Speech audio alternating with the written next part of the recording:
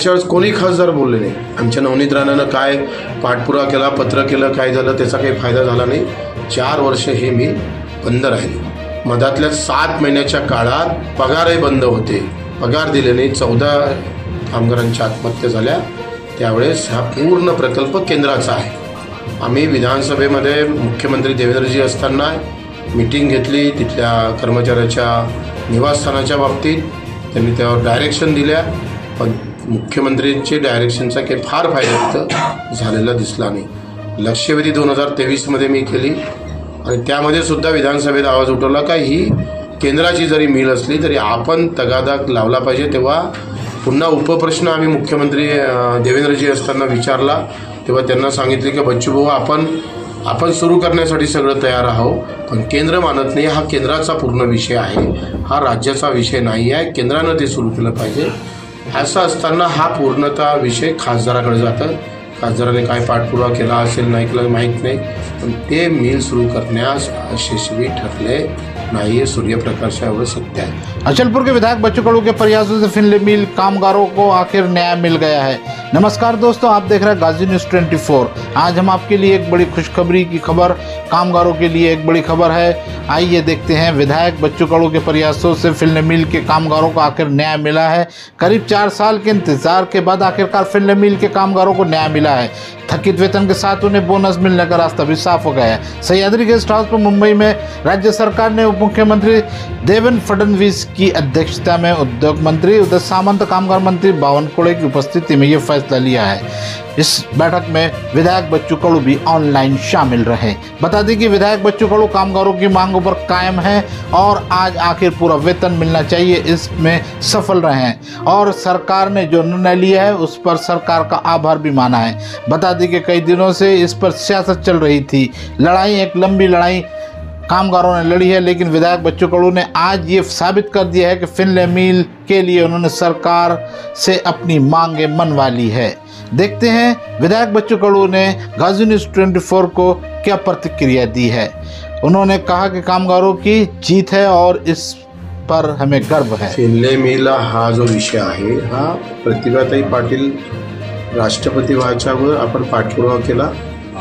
वाघेले साहेब काँग्रेसचे केंद्रामध्ये वस्त्र उद्योग मंत्री होते, पवार साहेब कृषी मंत्री होते आणि आर रावा हे उपमुख्यमंत्री होते आणि या सगळ्यांना शिफारस घेऊन तेव्हा मुख्यमंत्री विलासराव देशमुख होते। ही विदर्भ मिल आणि मुंबईतली फिनले मिलचं स्थलांतर करण्याचं ठरलं होतं आणि हे सगळं आम्ही औचित्य साधून आम्ही आर आबांना सोबत घेऊन आम्ही पवार साहेबांकडे गेलो।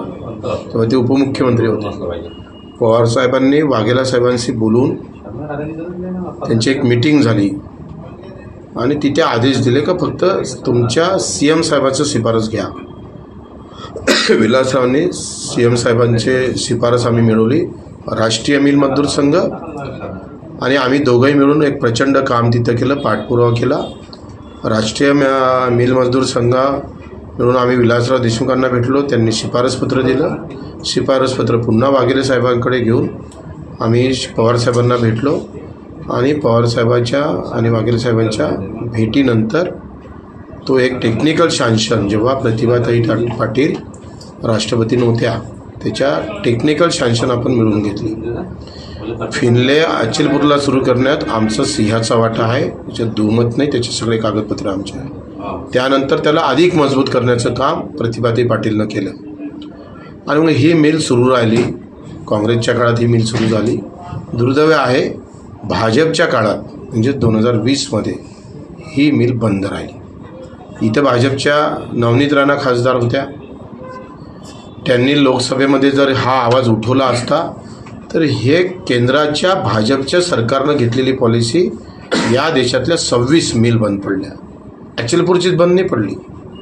ही सगळी कुऱ्हाड जे चालवली गेली ते 26 मिलच्या कामगारावर चालवल्या गेली।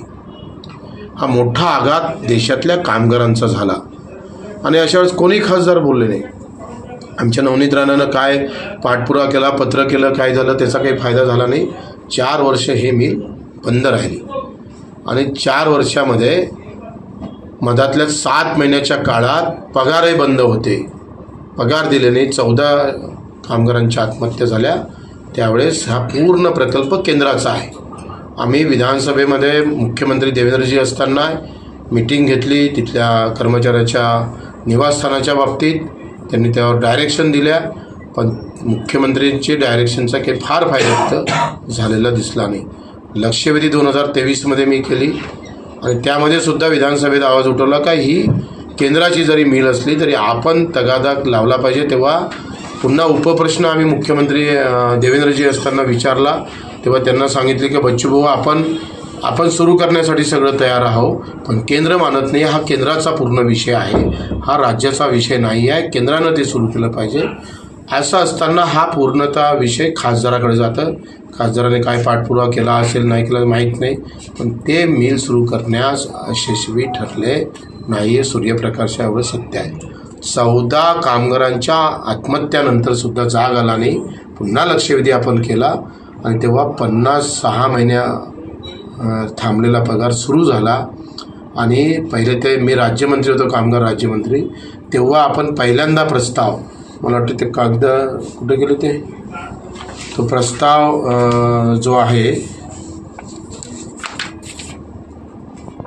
ते राज्यमंत्री असताना आम्ही प्रस्ताव पाठवला का यांनी पगार तरी सुरू करा, पगारच सुरू केला नव्हता. मी राज्यमंत्र्यानंतर कामगार आयुक्त यांच्याकडून प्रस्ताव पाठवला, पगार सुरू झाला 2020 पासून ते 23पर्यंत 100% पगार भेटायचा, पण 2023 ते आतापर्यंत 50%च पगार होतो. याच्याबाबत आपण पाठपुरावा केला. आजच्या मीटिंगमध्ये 50% पगार देणाऱ्या मिलमध्ये आम्ही हा मुद्दा मांडला का 50% पगार कायद्यानं देता येत नाही. आज त्यांनी कबूल केलं देवेंद्रजीने का नाही आम्ही 100% पगार मागच्या अनुशेषासह देऊ.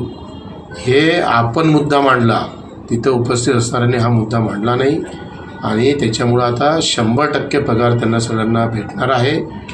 अर्थातच याच्यातला एक अनुमान आहे का ही केंद्र सरकार जेथपर्यंत धोरण स्वीकारत नाही, ते एका मिलच्या बाबतीत असू दे का 26 मिलच्या बाबतीत, आखरी त्याच्यावर धोरण घेणे स्वीकारणे किंवा निर्णय घेणे हा अधिकार राज्याच्या मुख्यमंत्र्याला नाही आहे, देवेंद्रजीला नाही आहे, निवड टेक्स्टाईल मंत्र्याला पण नाही आहे. तिथल्या कॅबिनेटनं हा धोरण बदलवलं पाहिजे. आणि जिथपर्यंत धोरण बदलत नाही ते फिनले मिलच्या बाबतीत असू दे का राहिलेल्या 26 मिलच्या बाबतीत, तेपर्यंत याच्यावर काही होत नाही.